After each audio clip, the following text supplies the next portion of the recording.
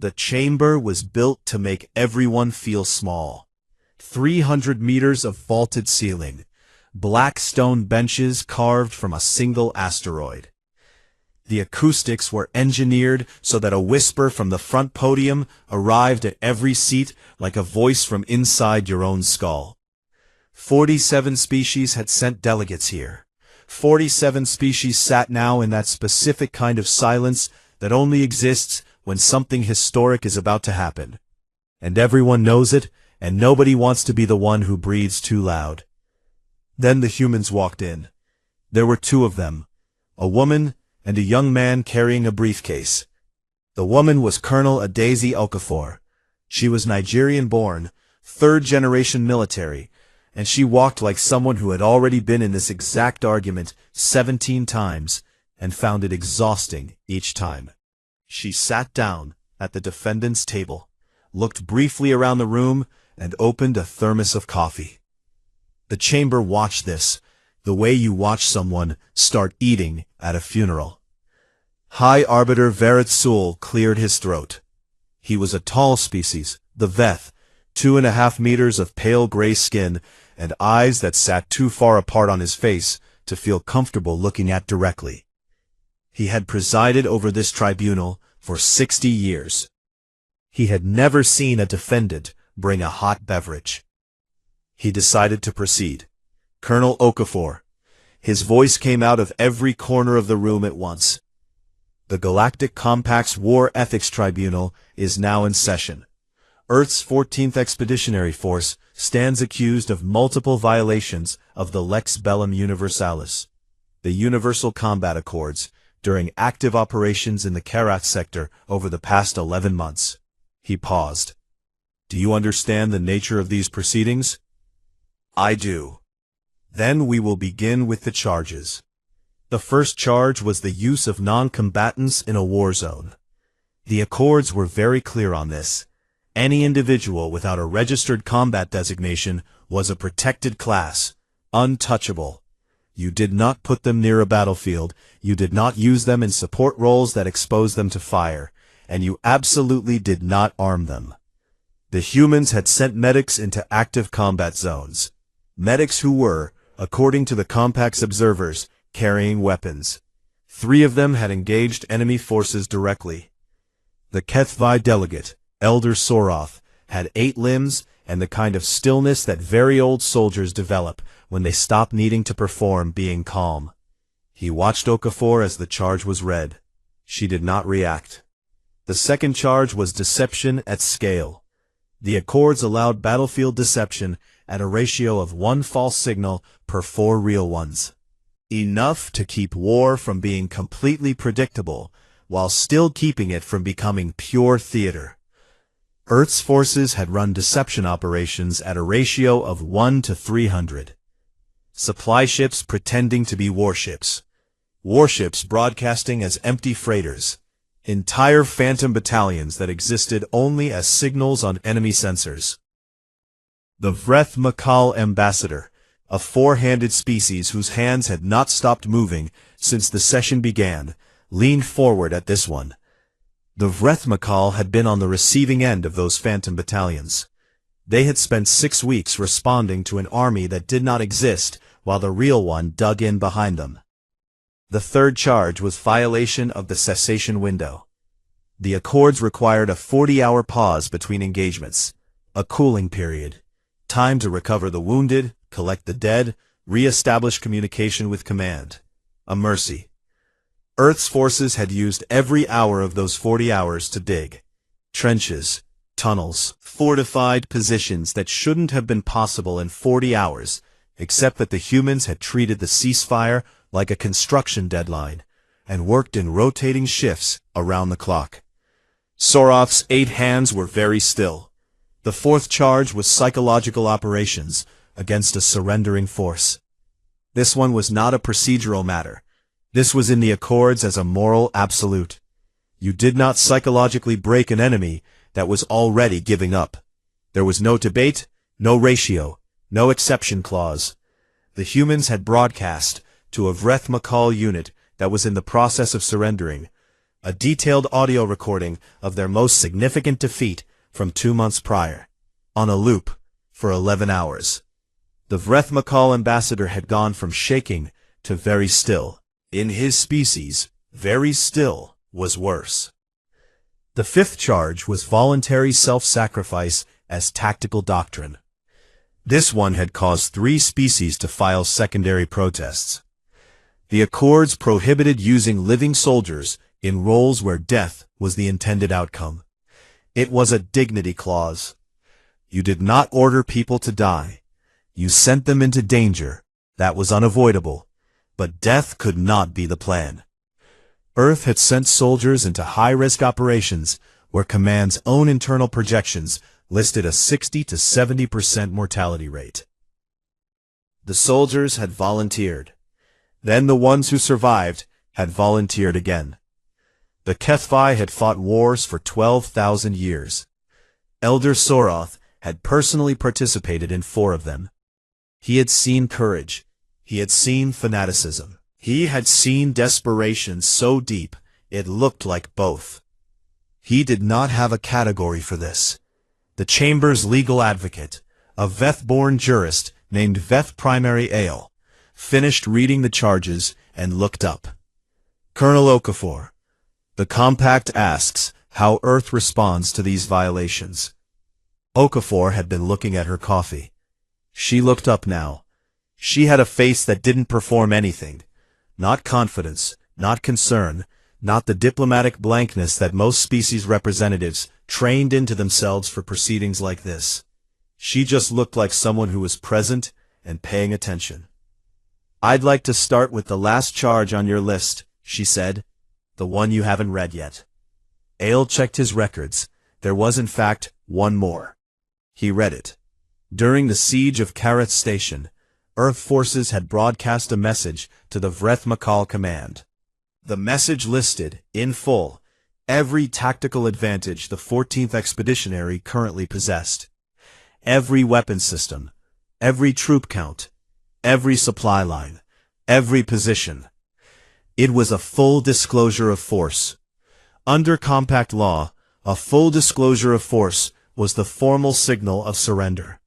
The universal admission that you had nothing left to hide and were asking for terms. Except Earth forces had attacked 6 hours later. The Vrethmakal ambassador stood up. He did it slowly, the way someone stands when their body has more to say than words do. "You signaled surrender," he said, "and then you attacked." The chamber had the word for what that was.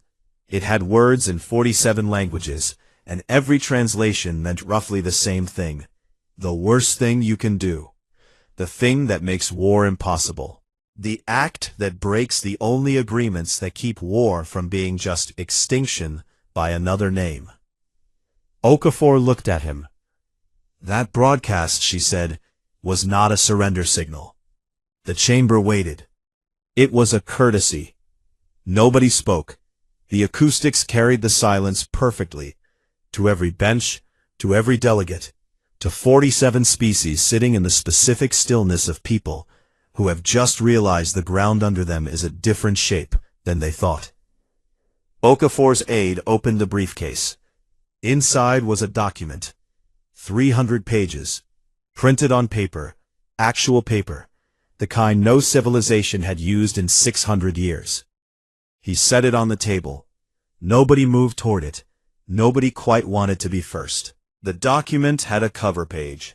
The title read, "Doctrine of Necessary Extremity, Earth Sovereign Addendum to the Lex Bellum Universalis, filed under Article 7, Section 3, Subsection 9 of the Compact Charter." Subsection 9. Most of the delegates had to look it up. Even Arbiter Verith Sul, who had spent 60 years in this chamber, pulled up the charter text on his personal interface and read the subsection twice before he said anything. Subsection 9 allowed any civilization that signed the Accords to attach its own military doctrine as a co-equal legal instrument. The document you filed under subsection 9 had the same legal standing as the Accords themselves.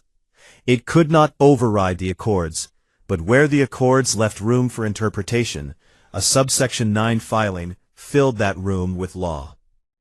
It had been written into the charter by the founders 4,000 years ago.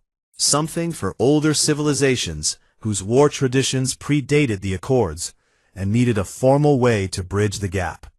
No one had ever used it for anything significant.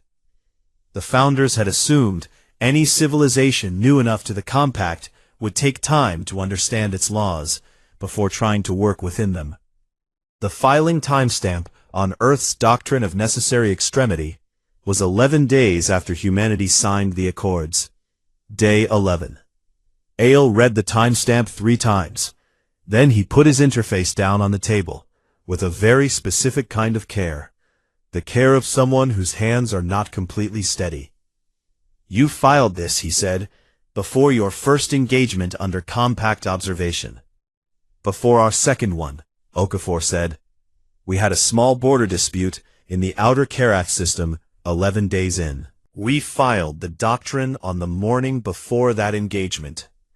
You had been a member of the compact for 11 days. We read fast." Chi Voss of the Peleron hegemony spoke from the third row. The Peleron were the oldest surviving civilization at the table, not counting the Voth, who were so old they had mostly stopped counting. And Chi Voss had the particular quality of stillness that comes from representing a species that had seen everything at least once. "Walk us through it," she said. "Not hostile, something more unsettling than hostile, genuinely curious." Okafor opened the doctrine to the first annotated section. The non-combatant charge first. The Accords defined a non-combatant as any individual without a registered combat designation. The humans had sent personnel without combat designations into a war zone, and some of those personnel had fired weapons. Earth's doctrine defined a non-combatant differently. Under Earth law, a non-combatant was not determined by designation. It was determined by choice. An individual who had chosen in full knowledge not to take a combat role was protected. An individual who had chosen to accept the risks of a combat-adjacent role, who had signed forms, who had cross-trained, who had made an informed and voluntary decision, was not a non-combatant, regardless of their official designation. The medics who had entered the war zone had all cross-trained in 3 weapon systems. They had all filed what Earth's military called combat election forms, a document stating that the individual understood their role carried combat risk and accepted it. "Your Accords protect the unwilling," Okafor said. "Earth has very few unwilling." Soroth of the Kethvi turned this over in his head for a moment. Then he set it aside and waited for the next one. He had the instincts of someone who knew when an argument was structurally correct, even when it felt wrong. And he knew better than to get stuck on the first one. The deception charge was next. The 1-to-4 ratio. The humans had operated at 1 to 300. Earth's doctrine separated battlefield deception, individual false signals used at the tactical level, during or immediately before an engagement, from operational deception, which it defined as deception conducted at the campaign level across multiple engagements over time. The Accords capped battlefield deception ratios. They said nothing about operational deception, because the founders had never written a cap for something they had never thought to categorize separately. The Phantom Battalions.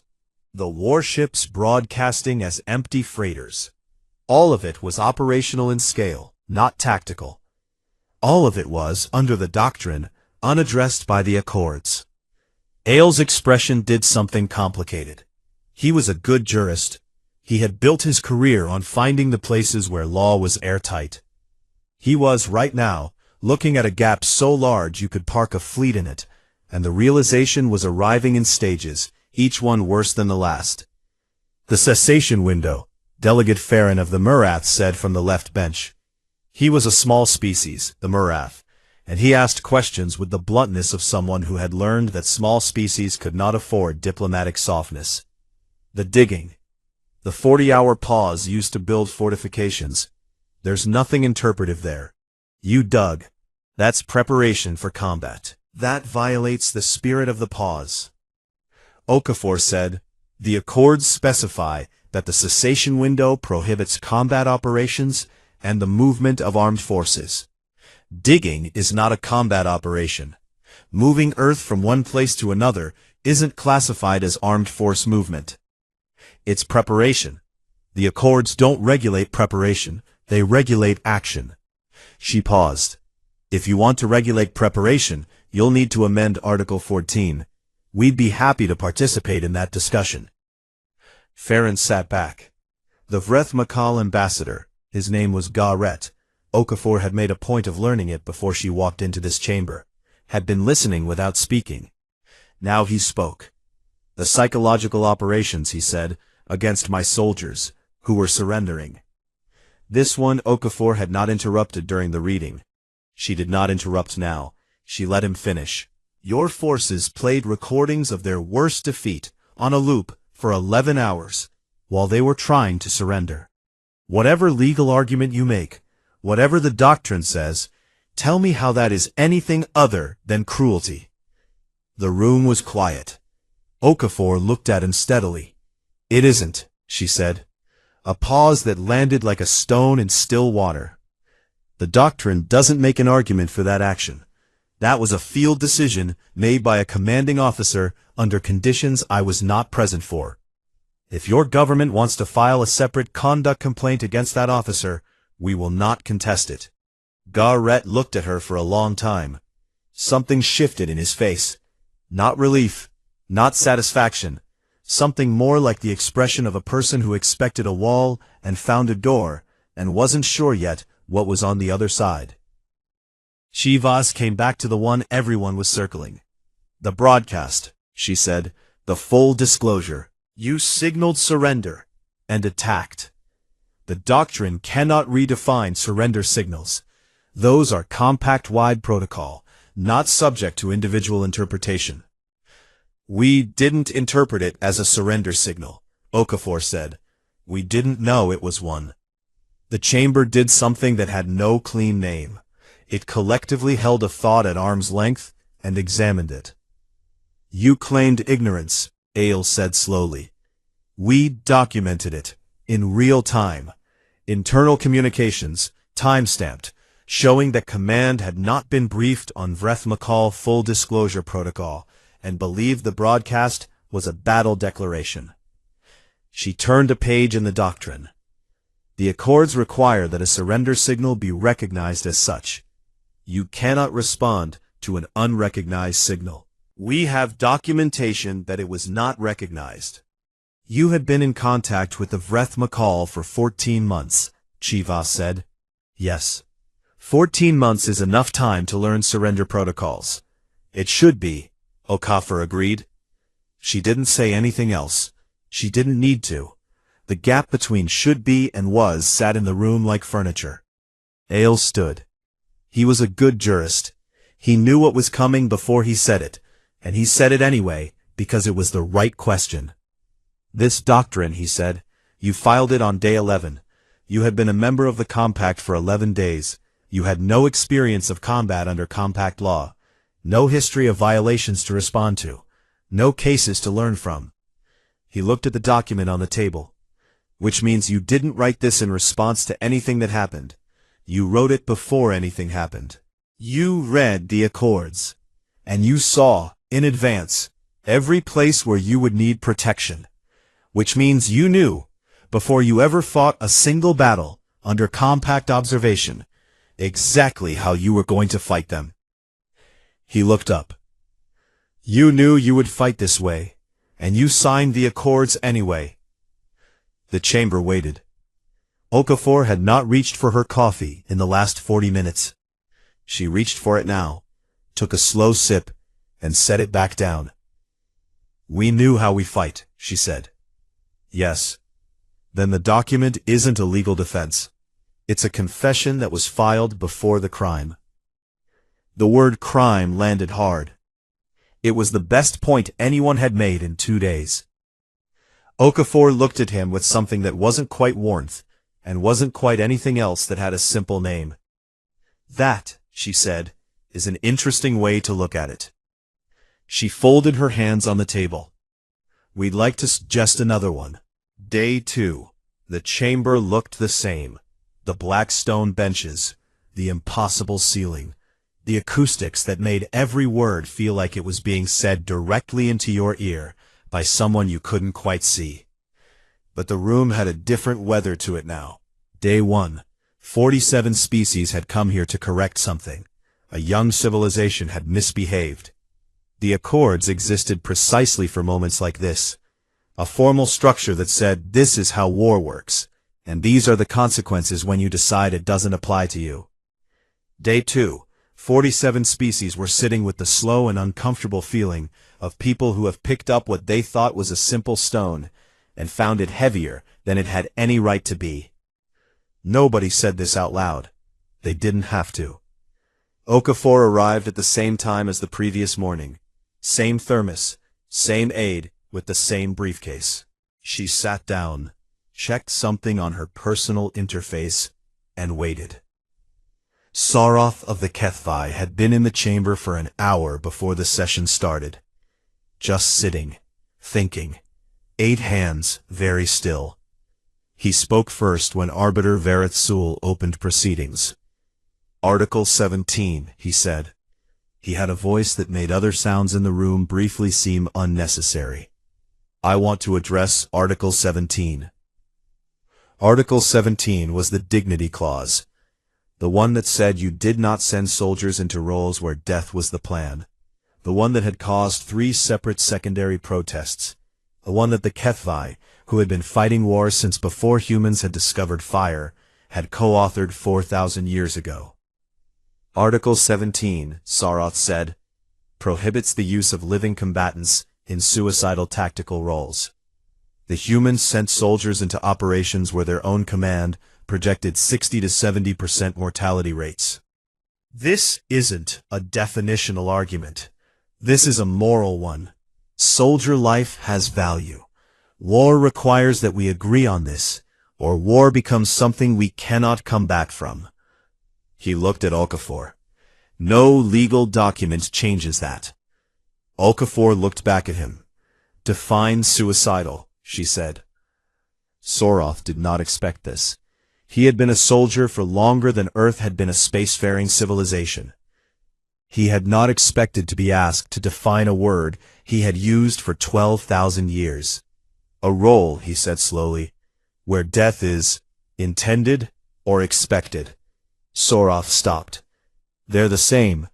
They aren't. Her voice was patient, not the patience of someone who is performing patience. The patience of someone who has actually thought this through and found a place to stand on it. Intention means death is the goal. Expected means probability suggests it's likely. Those are different things. At 60 to 70% mortality, our soldiers knew the numbers. They volunteered anyway. They didn't volunteer to die. They volunteered to do the job, knowing dying was the probable cost. That's not the same as intending to die. And every one of them who came back and volunteered for the next operation. The chamber was quiet enough that you could hear the ventilation system, which nobody had noticed before. Your article says, intended. Okafor opened the doctrine to the annotated section.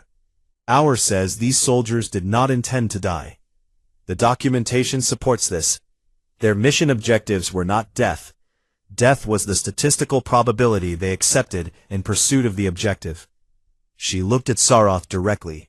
If you want to write an article that addresses expected mortality rates, we would engage with that conversation. But Article 17, as written, does not cover it. Saroth sat back. He did not argue. This was notable. He was not a man, not a being, who surrendered arguments easily. But he recognized a structurally correct position when he heard one, even when it made him feel like the floor had quietly shifted. He looked away. For the first time in the proceedings, he looked away. Ale Primary, the Compact's chief advocate, had been waiting for this moment. He had been building toward it since yesterday. He stood now, and he stood the way a person stands when they're about to say the thing they've saved. The doctrine itself, he said. Let's return to it. He looked at the document on the table. Filed 11 days after signing. Before any violations. Before any combat history under compact law. Before any of the incidents we're currently discussing had occurred. The argument has been made that the doctrine represents Earth, engaging in good faith with the legal framework, identifying potential conflicts, and filing for protection in advance. A reasonable civilization trying to work within the system. He turned to face Okafor. But if you had never fought a war under compact law, you could not have known which specific articles you would need protection from. The doctrine doesn't protect you from generic risk. It protects you from very specific articles, the exact articles that correspond to the exact violations now before this tribunal. He let that land. You didn't write this because you were trying to comply. You wrote it because you had already decided not to. You signed the accords knowing, on day one, that you would break them. The chamber leaned forward in the way that large groups of people do when something true has been said. It was, honestly, the best argument that had been made in 2 days. Okafor's age shifted slightly in his seat, the first movement from him in hours. Okafor did not shift. She sat exactly as she had sat for the past 2 days, still, present, the kind of still that comes from environments so loud for so long that quiet becomes the most natural thing in the world. Then, she smiled. It was not a large smile. It wasn't the smile of someone who has won, or someone who is about to perform winning. It was the specific smile of someone who has finally arrived at a place they have been traveling toward for a long time, and find it is exactly as they left it in their memory. You've studied our history, she said. Ael nodded. Then you know what we are. She looked around the room. All of it. The 47 species, the black stone, the ceiling 300 meters up. We are the only species in this compact whose first tool was a weapon.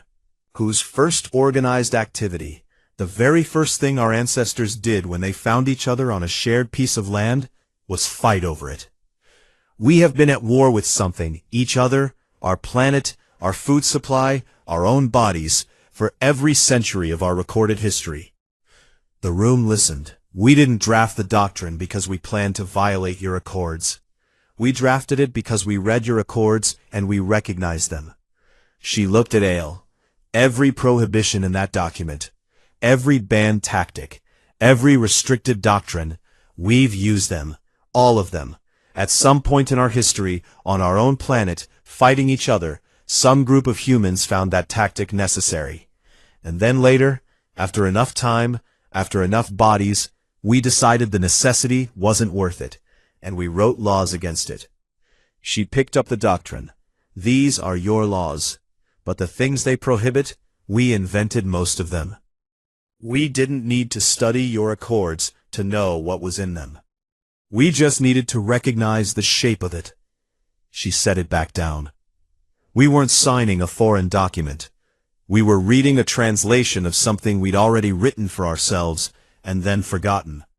She looked at Ael. You asked how we knew on day 11 exactly which articles we needed protection from.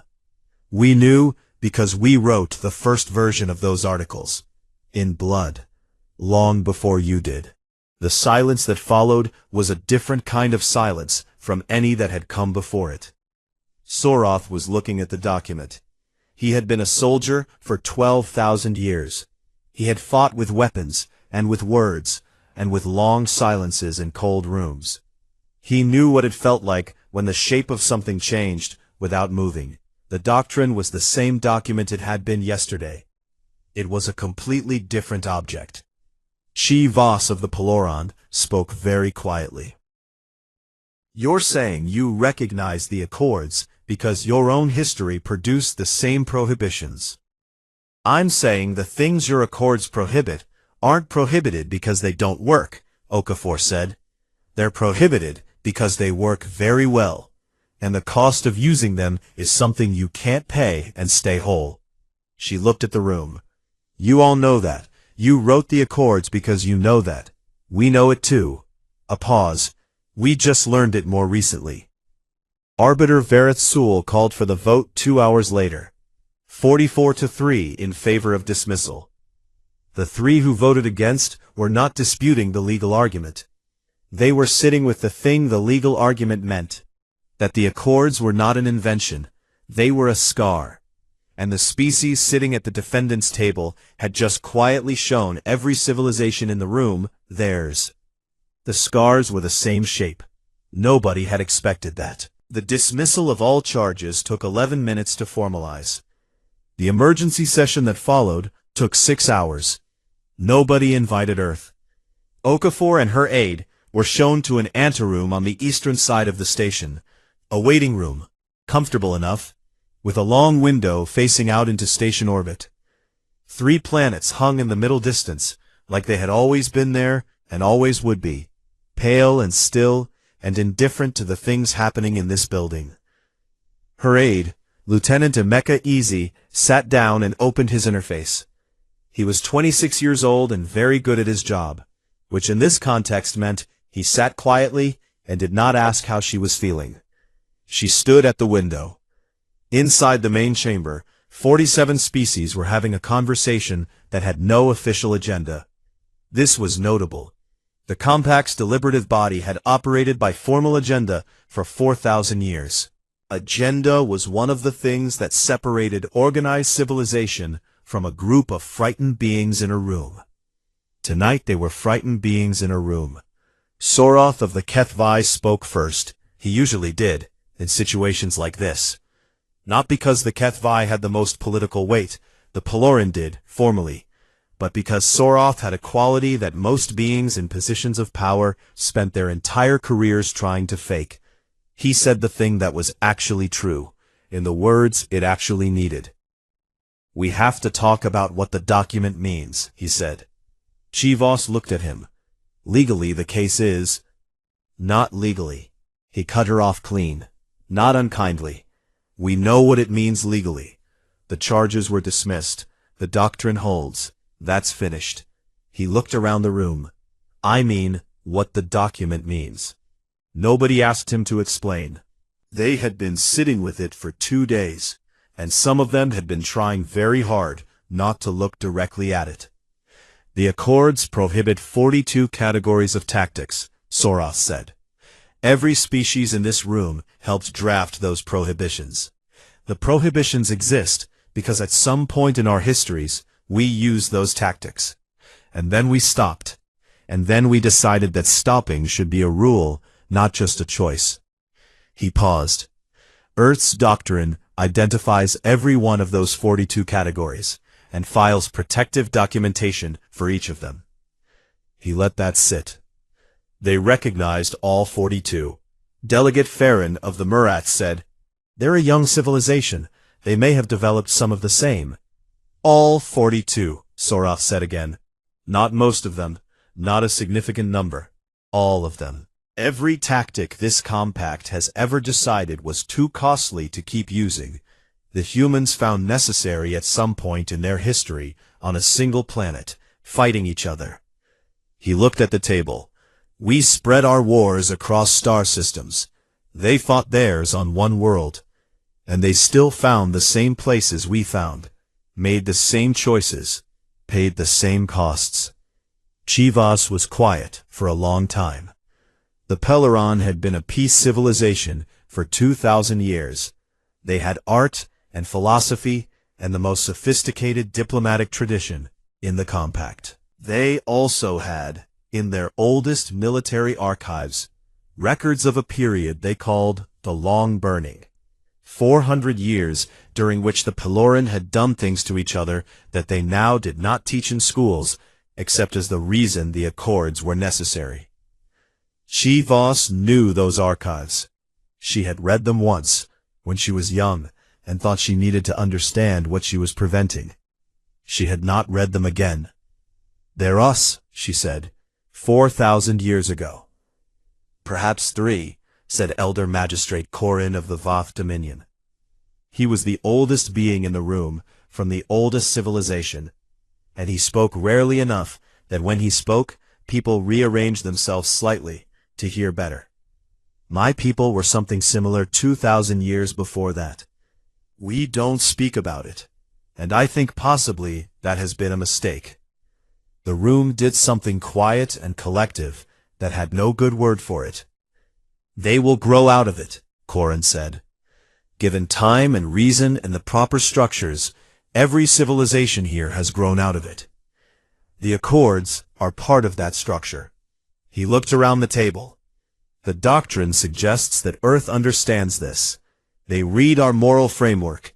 They engaged with it.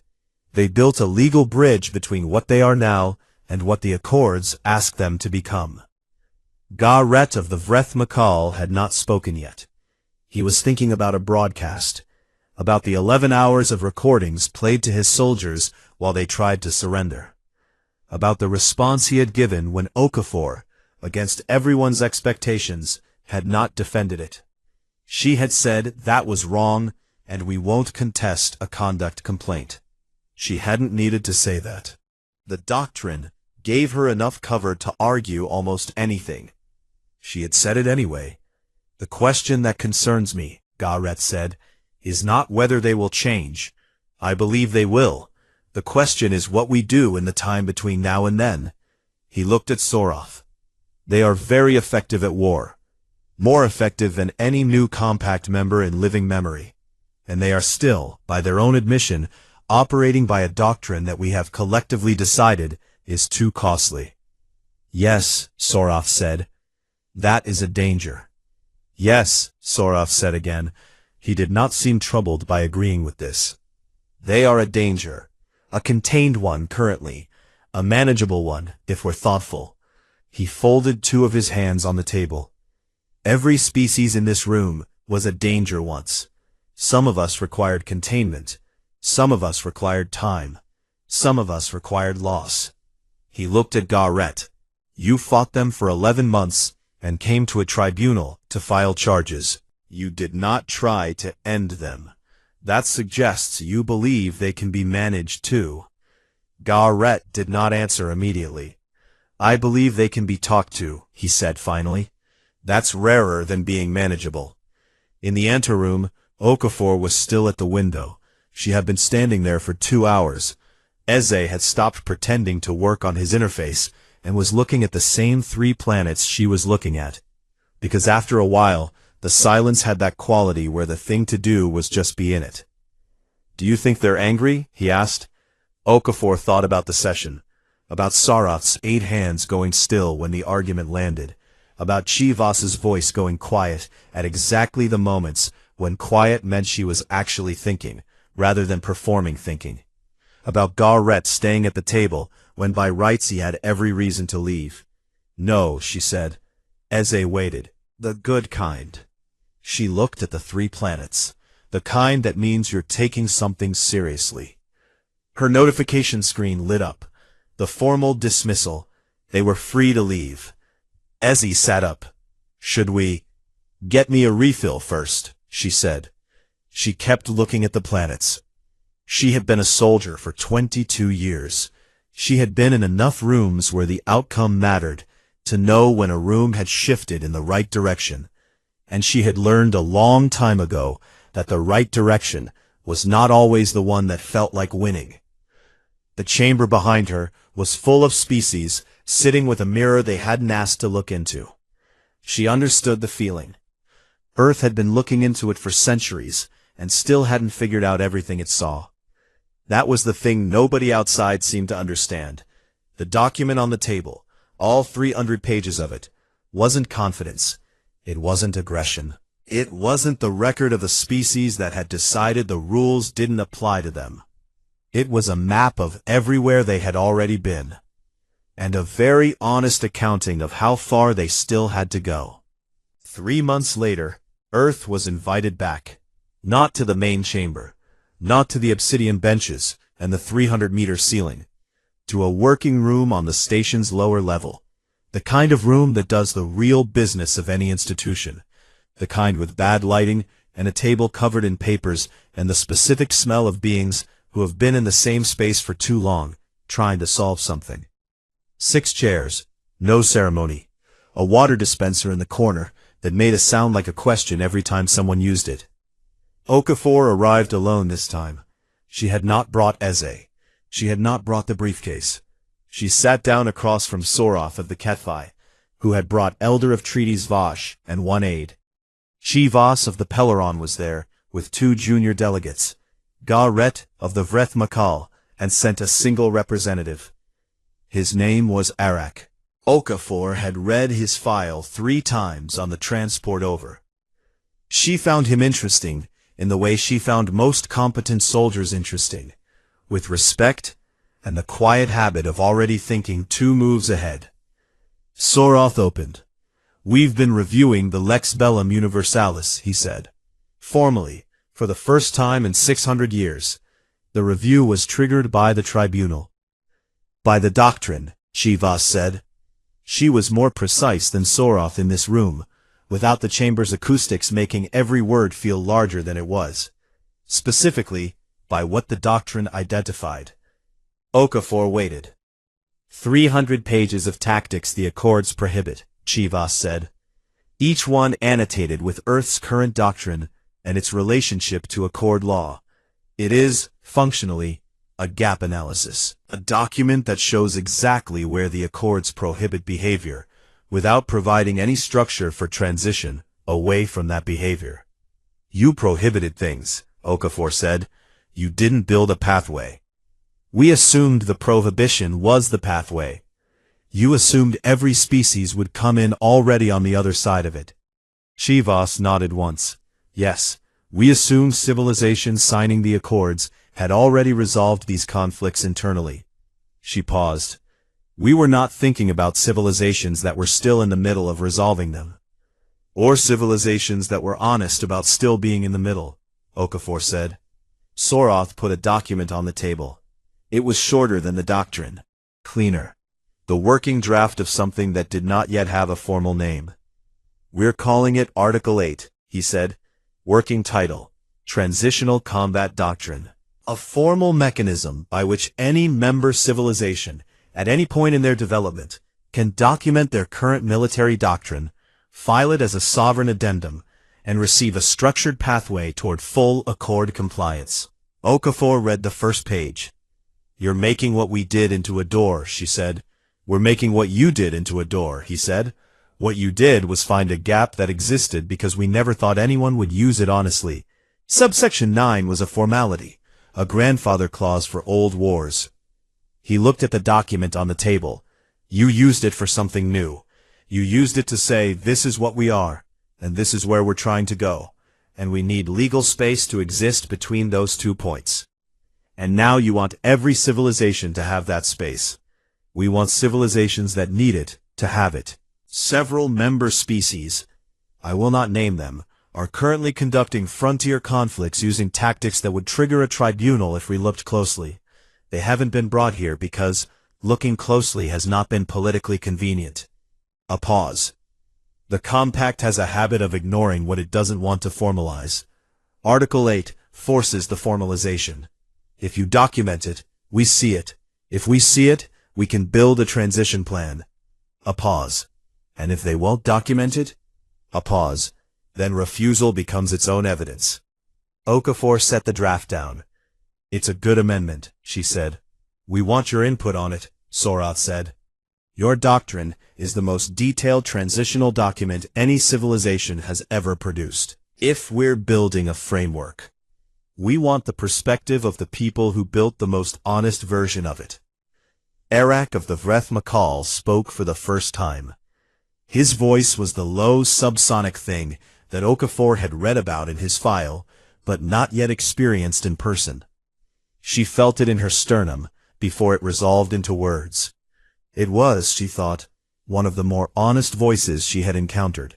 It didn't perform its own weight. "The broadcast," he said. Okafor met his eyes. He had 6 of them, arranged in pairs, and he used all of them. "Your forces attacked after we signaled surrender. You claimed your command had not been briefed on our surrender protocol." "Yes. I have reviewed your internal communications from that engagement. Command knew what the 12 tones meant. The working room was very quiet.